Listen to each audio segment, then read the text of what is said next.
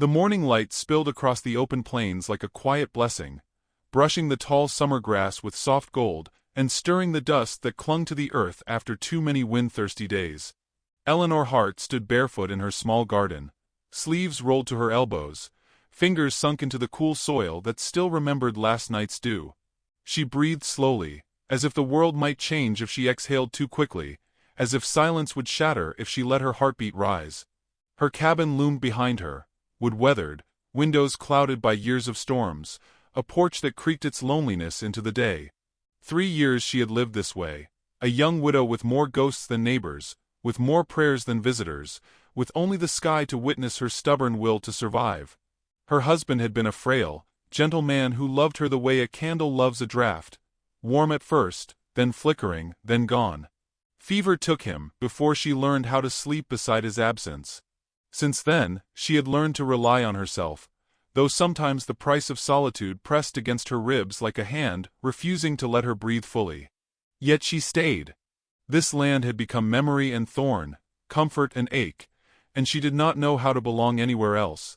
The wind rose and tangled a loose strand of hair against her cheek, and Eleanor lifted her eyes toward the vast horizon, that long, unbroken line where the world pretended it had no secrets. Summer shimmered there, heat dancing like spirits, sunlight drowning the prairie in a soft glare. She carried her water pail toward the well, boots dangling from her free hand, the earth warm beneath her feet. A hawk circled above, patient, watching. Somewhere far off, unseen cattle lowed. Everything felt exactly as it always did, ordinary and predictable, the kind of morning that whispered nothing new. But beneath that familiar quiet lurked a strange heaviness, as if the land itself held its breath. Eleanor felt it before she understood it, a tremor of unease that brushed the back of her neck. She paused beside the well, letting the pail rest against her skirt, listening to the soft pulse of the wind. Nothing moved. Nothing spoke. Even the birds seemed to still themselves, waiting for something she could not yet see. Then the air shifted. It did not storm or shout.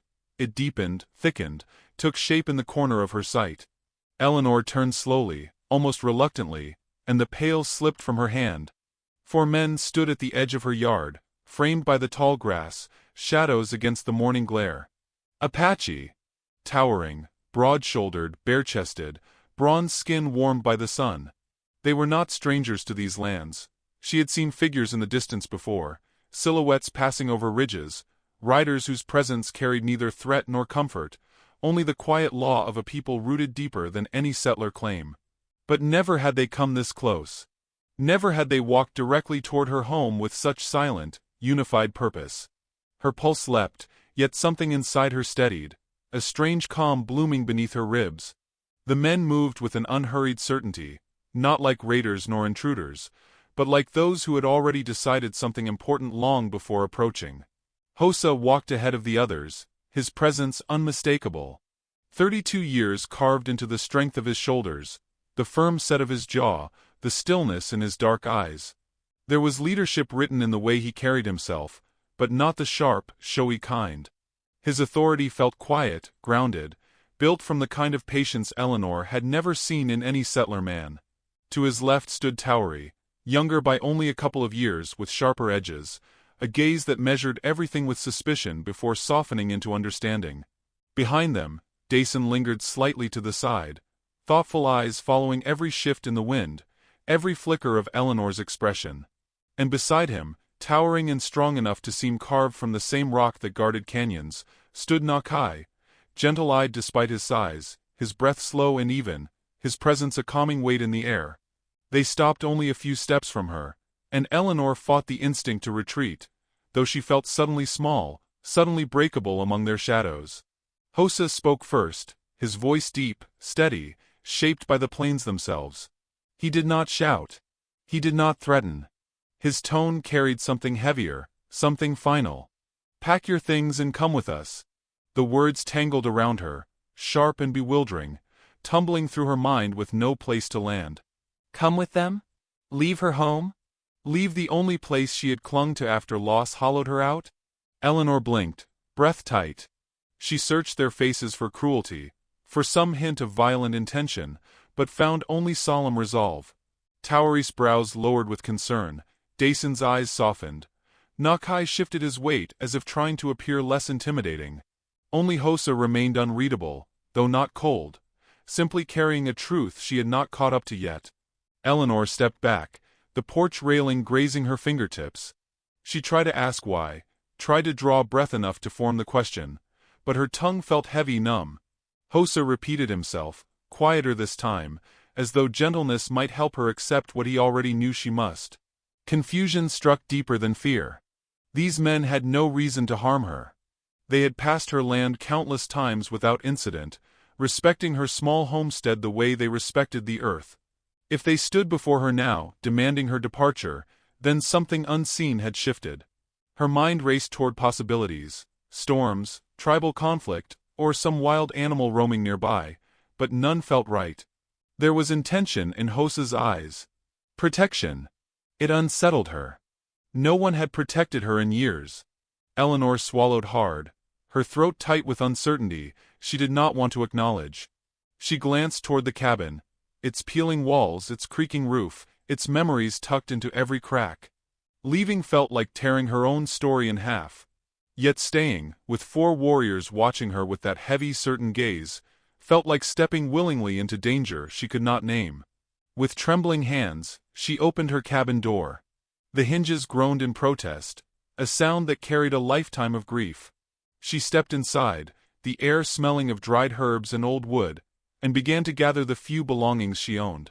A brush, a worn shawl, a folded letter from her late husband she never dared reread. As she placed each item into a small canvas satchel, tears pricked the corners of her eyes, not from terror, but from a deeper wound.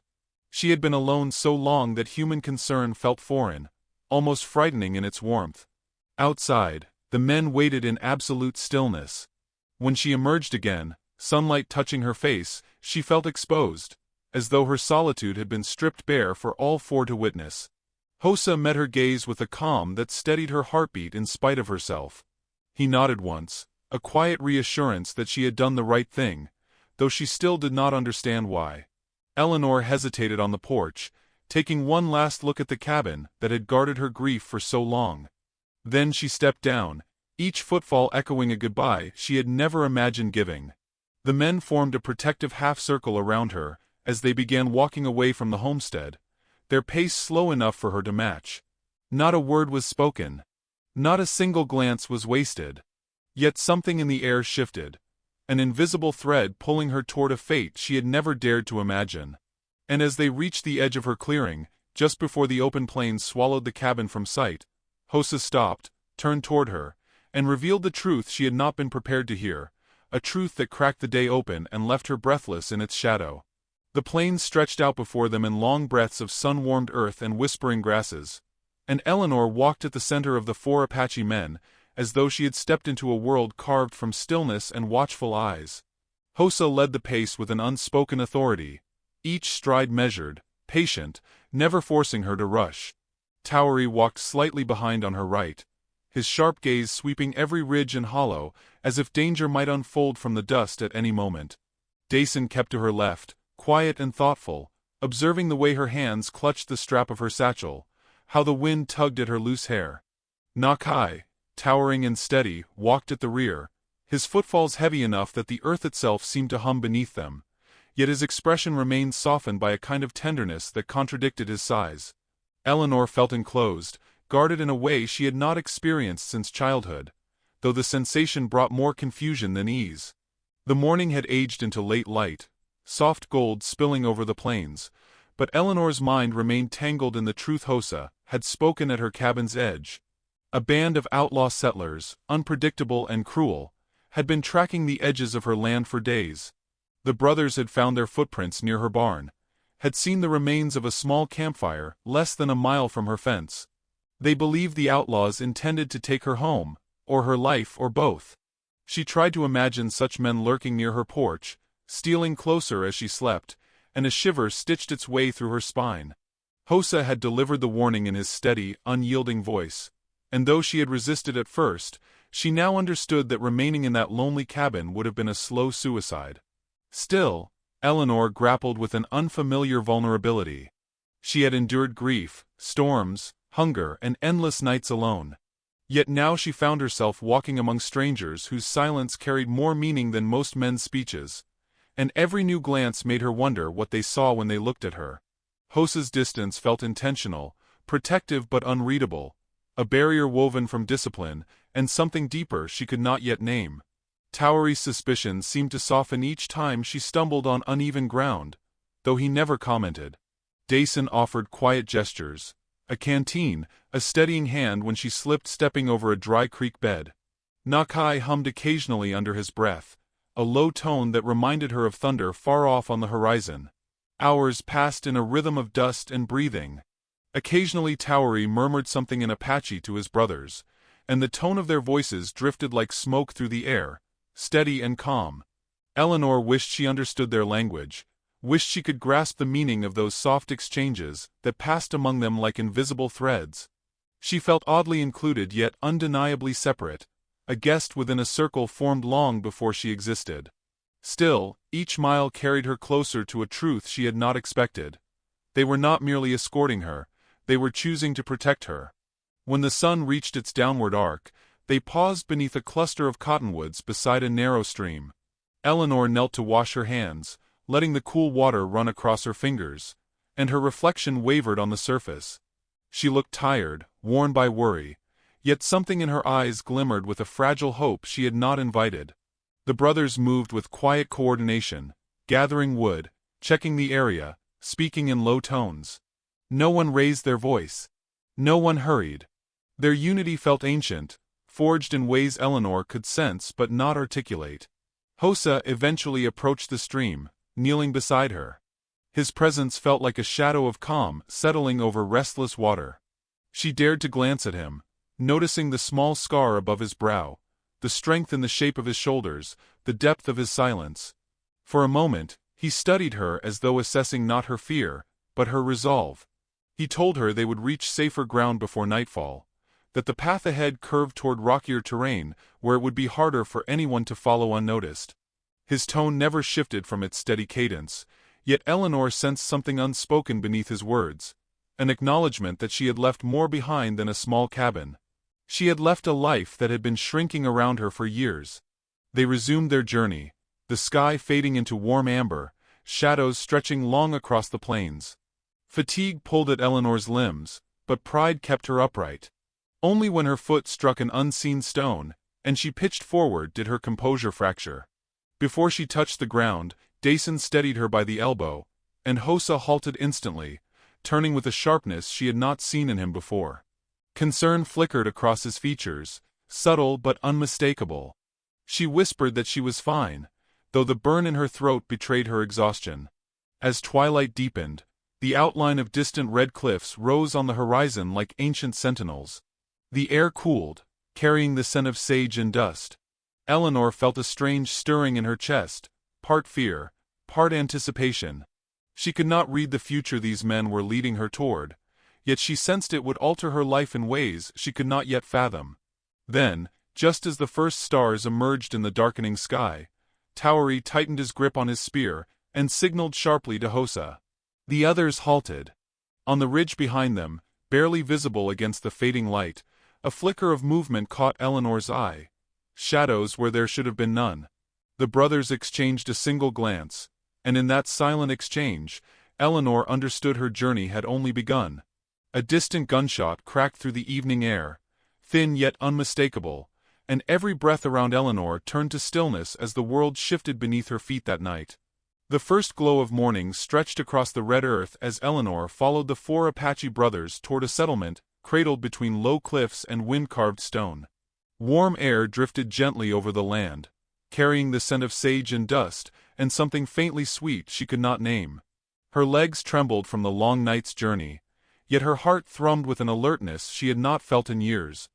The single gunshot that cracked through the evening before had faded into silence, but its echo lived inside her, reminding her that danger still lingered somewhere behind them. She walked between the men as though they formed a living wall around her, a shield shaped from instinct rather than obligation. Hosa remained at the front, steady and unhurried, his silhouette merging with the rising sun until he seemed carved from its light. She watched the muscles of his back shift as he moved, each controlled step revealing the weight of unspoken responsibility.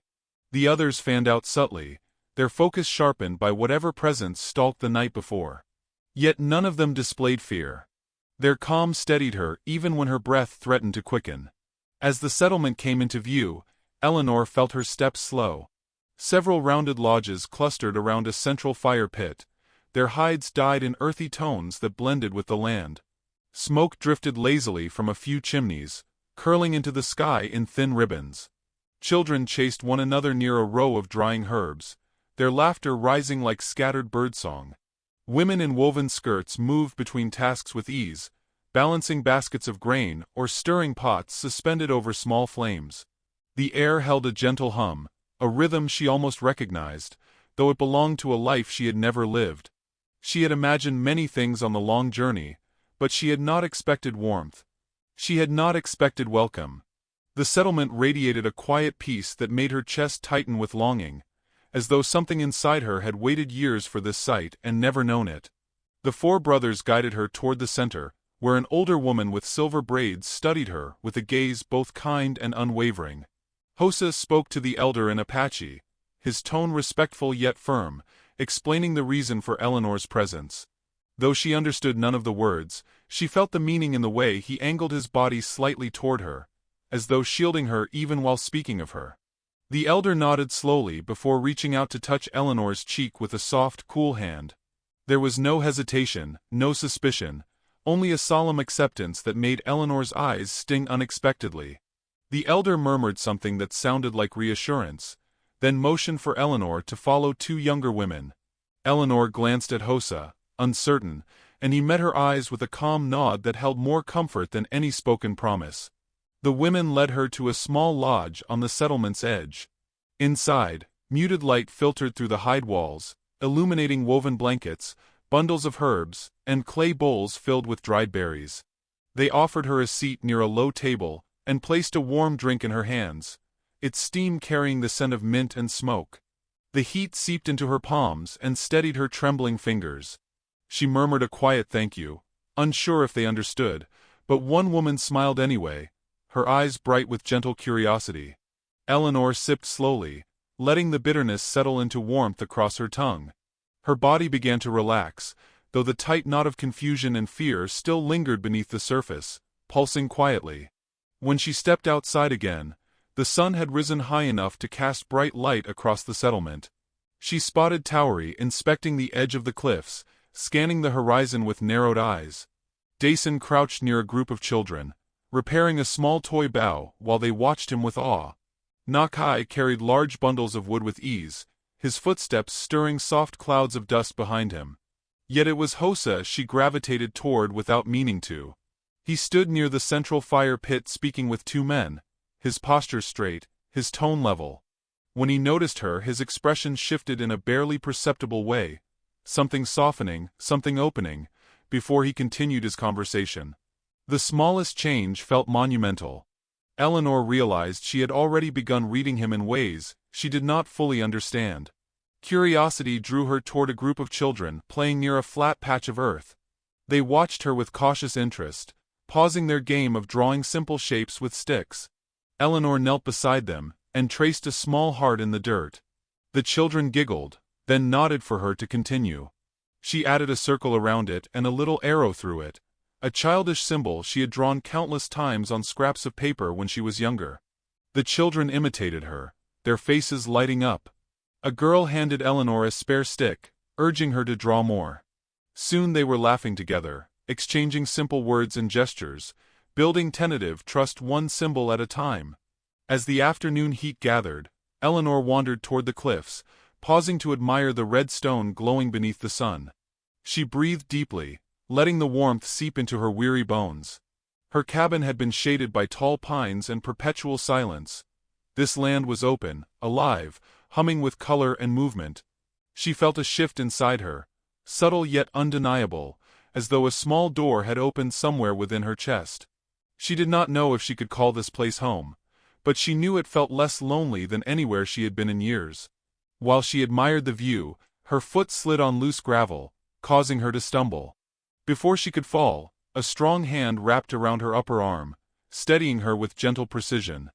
Hossa stood behind her, his breath slow, his touch careful, as though afraid she might break beneath his fingers. Eleanor's heart thudded hard against her ribs.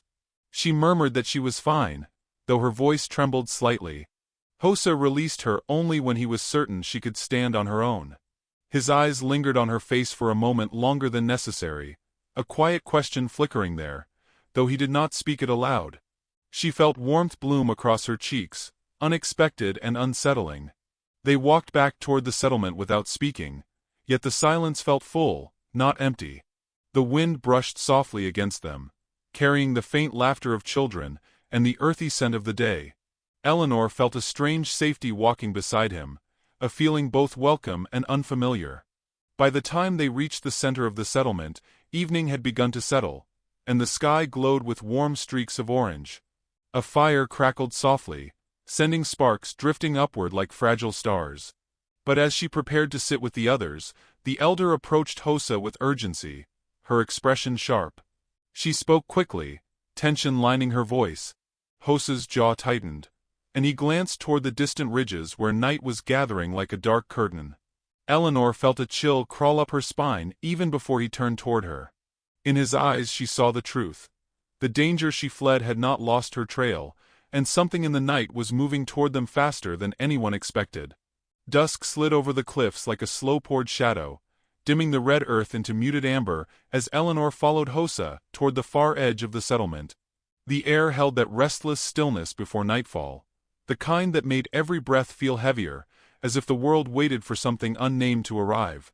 She matched his stride as best she could, though her heart fluttered unevenly beneath her ribs, troubled by the urgency in the elder's voice and the tension she had seen tighten Hossa's jaw. For days she had felt watched by something beyond the safety these four men provided, but now the sense lingered like a weight pressing against her back. Hossa scanned the distant ridges with unwavering focus, his silhouette etched dark against the fading sky, and though he spoke no words yet, the gravity in his movements told her everything she needed to know. Danger was closer than before. Closer than anyone had hoped. Behind them, the settlement quieted. Women pulled their children toward their lodges. Young men checked bows and spears, eyes narrowing at each shifting shape between the rocks. Eleanor could feel the tension ripple through the air like a living thing. She wrapped her shawl tighter around her shoulders, though the breeze was warm. Hossa noticed the movement, glanced at her, and something softened within his expression. A flicker of concern quickly masked beneath stoic calm. Without speaking, he gestured for her to sit beside a flat stone that overlooked a narrow ravine. She obeyed, though her pulse quickened. He remained standing, shoulders squared, gaze fixed on the distance. The silence between them deepened into something weighted. She wished he would speak, even one sentence, but his quiet felt necessary, like the hush before a storm. At last he turned to her, his voice low. Tracks had been found near the settlement. Not Apache. Not hunters passing through. Settler boots. Heavy ones. Fresh enough to glisten beneath the dusk light. Eleanor's breath caught. She had hoped the outlaws had given up their chase, but their persistence carved fear into her bones. Hossa knelt before her, not close enough to touch, yet close enough for her to feel the heat radiating from his skin. He spoke with deliberate calm, telling her she must stay surrounded by the women tonight, must keep to the center of the settlement, must not wander. She nodded, though something inside her clenched. She despised being a burden. She despised that her presence brought risk to these people, who had offered her refuge with no expectation of repayment. A flicker of guilt twisted through her, sharp enough to sting. When Hossa rose to leave, she caught his wrist without thinking. His muscles tensed beneath her fingers, not from surprise, but from restraint. His eyes met hers, calm yet filled with a storm he never allowed to surface. She whispered an apology, though she wasn't sure what she apologized for. Grabbing him, endangering his people, needing him more than she had ever needed anyone. His gaze held hers for one long breath, then he gently freed himself, offering reassurance in the slightest nod before returning to the others. She watched his figure merge with the lengthening shadows, every step he took sending waves of conflicting emotion through her. Fear for him, fear because of him, and something deeper rising like a tide she could not yet name. Left alone for a moment, Eleanor stepped toward a cluster of women preparing their evening fires. Their murmured conversation drifted around her, soft as wind through dry grass. She strained to understand their tone, and though she did not speak their language, she sensed the unease threaded through their words. A pair of women glanced at her, hesitant, guarded. One of them whispered something that caused the others to fall silent. The look on their faces pierced Eleanor with sudden clarity. They feared the danger following her. They worried her presence might bring ruin. She could not blame them. She would feel the same if a stranger carried chaos into her small world. Pain pooled inside her chest. She excused herself with a slight bow of her head and retreated toward the shadows near the cliffs, needing air, needing space. Guilt pressed into her like a tightening band. She had arrived here an outsider, and now she threatened the safety of the very people who had shown her unexpected kindness. Leaning against a smooth stone, she let her eyes close. The wind brushed her cheek gently as though comforting her, but comfort felt impossible. She had been alone for so long that she had forgotten how easily her presence could disturb the balance of a community. Tears pricked at her eyes, unwanted but unstoppable. Bare footsteps shifted behind her. She turned, startled, and found Towery approaching. His expression held none of his usual sharpness. He studied her with a mixture of understanding and something she hadn't expected: sympathy. He told her in slow English that the women's fear was not personal. They had simply known loss too often to welcome risk easily. She thanked him quietly. He nodded once, then returned to the others with his usual resolute stride. His small kindness steadied her only slightly. The sky dimmed further. Torches flickered to life around the settlement, casting warm patches of light across the sandy ground. Eleanor wandered back toward the central fire, searching for Hosa, though she did not see him among the gathering men. Dason and Nakai moved with purposeful calm, preparing for what might come. Their presence comforted her, yet her heart tugged toward the one who was absent. She did not know when she had begun seeking Hosa's silhouette as instinctively as she sought the safety of shelter, but the realization unsettled her deeply. A sudden commotion near the cliff edge startled the entire settlement. Two young hunters returned breathless, faces pale beneath the glow of torches. Their words spilled out rapidly, eyes wide with urgency. Eleanor felt her stomach drop, sensing the truth even before someone shouted it. Movement in the ravine. More than one figure. Armed. Coming closer. The outlaws had found them. Women rushed to gather their children. Men's voices sharpened into swift commands. Everywhere, fear blossomed into frantic motion. But Eleanor saw only one thing: Hosa breaking through the crowd, wounded. Blood stained his upper arm, dark against his skin, though he walked with steady determination. When his eyes found her, she felt her world narrow to a single point. He approached slowly, exhaustion etched across his features, yet something fierce burned in his expression, something raw and unguarded she had never seen in him before. He stopped just a breath away, and though the world around them roared with panic, his voice dropped to a whisper that trembled with equal parts fury and fear, revealing a truth she had not been ready to hear from anyone, least of all him.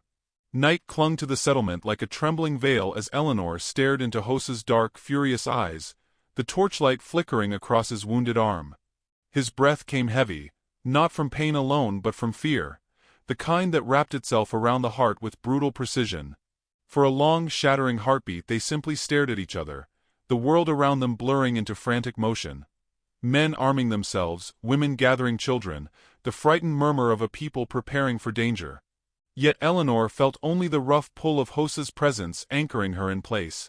He murmured that he had tracked the outlaws along the ravine and driven them back, though not far enough. They were coming.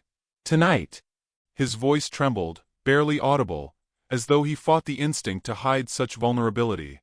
She reached toward his wounded arm, but he stepped back slightly, shaking his head. He told her in a low, urgent tone that she must stay hidden, must remain inside the elder's lodge until he returned, must not attempt to help. But she heard the crack in his voice, the fracture that revealed a truth she had felt building for days.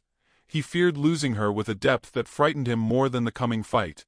Before she could speak, the night exploded with distant shouts.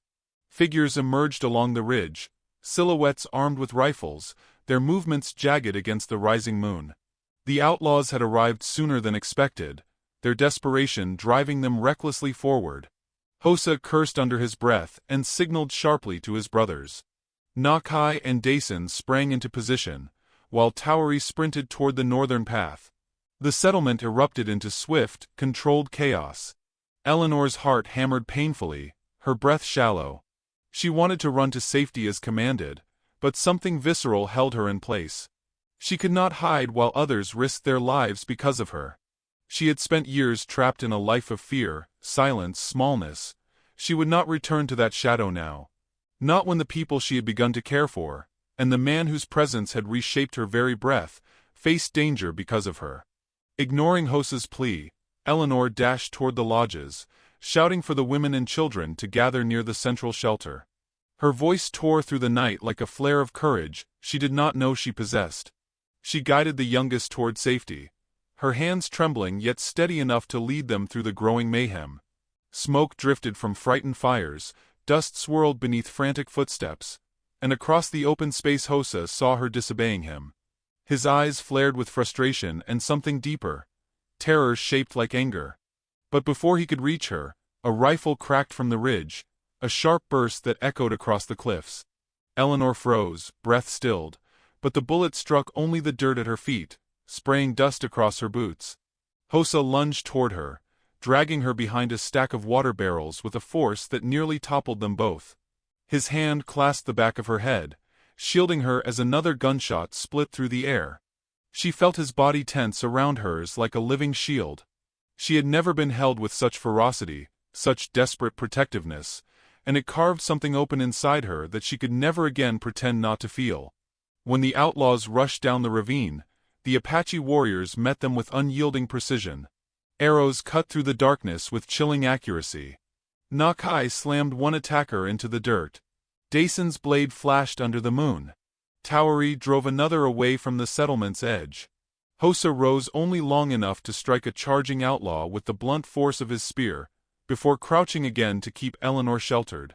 The world blurred into chaos, yet she felt strangely certain of something.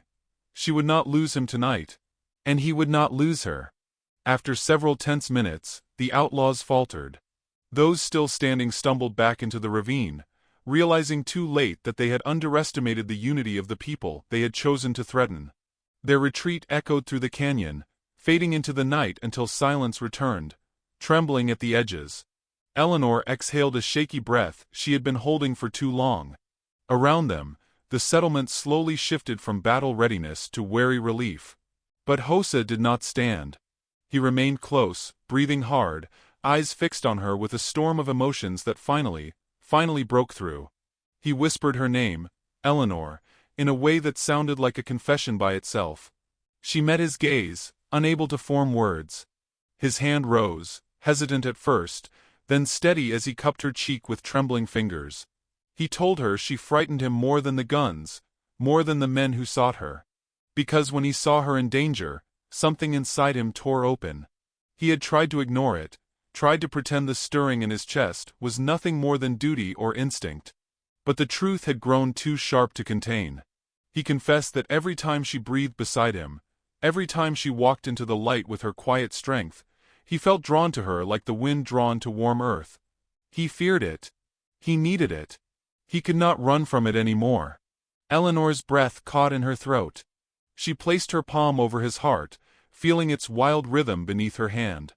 She told him she had felt the same pull, soft at first, then deep as the roots of the cliffs. She had been afraid to acknowledge it, afraid to hope for something so unexpected and profound. But tonight, watching him bleed and fight for her, she understood the truth with a clarity that cut through every doubt.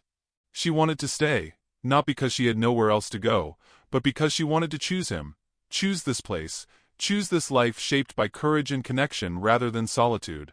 Hossa leaned closer, his forehead resting gently against hers, breath warm and uneven.